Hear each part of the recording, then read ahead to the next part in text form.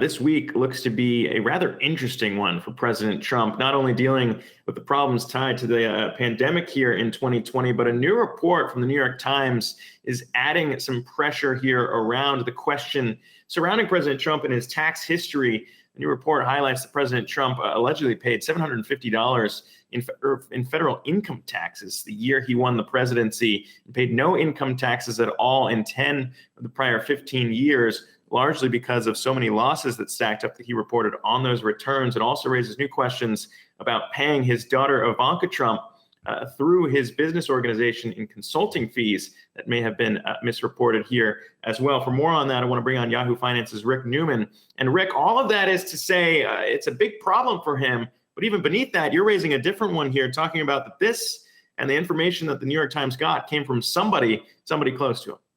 Yeah, I feel like the headline of the story I just wrote is Trump world is imploding.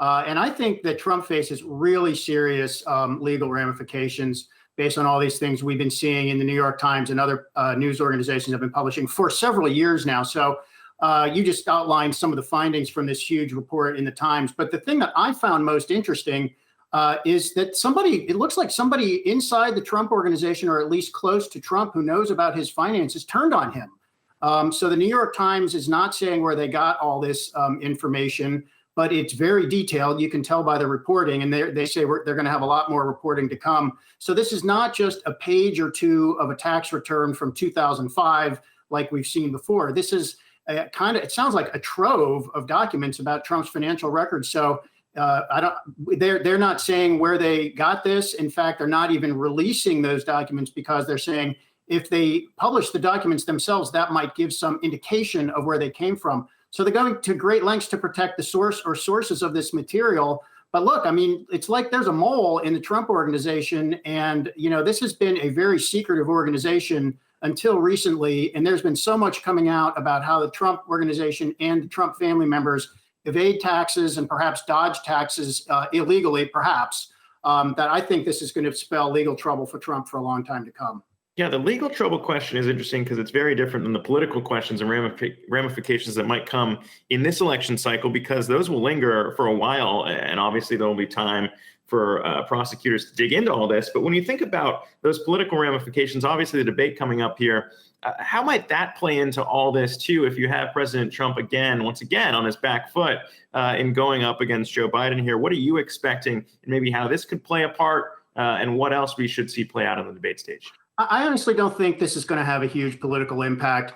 It's the most definitive information we've seen yet about how Trump essentially, in some years pays no taxes.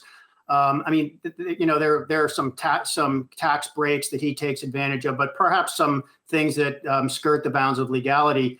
But look, there aren't very many undecided voters at this point. I think the one impact it has is Trump really wants to be cheering about his Supreme Court nominee right now, Amy Coney Barrett, and talking about, what a win that seems to be for his conservative base. But as is often the case, Trump is he just cannot get out of, the mud pit in terms of the negative news. So he's going to be criticizing the New York Times. Every time he criticizes the New York Times, it calls it fake news. It just draws attention again to the original story. But the legal charges are the thing that I think are going to persist for years. Yeah, and they're very problematic. Whether or not he wins the election, those won't be there. But Rick Newman, appreciate you bringing us all that.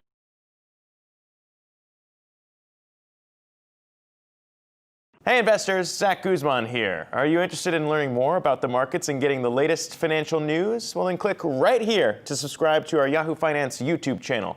Get the latest up-to-the-minute market analysis, big interviews in the world of finance, and information on how to manage your money every day wherever you are.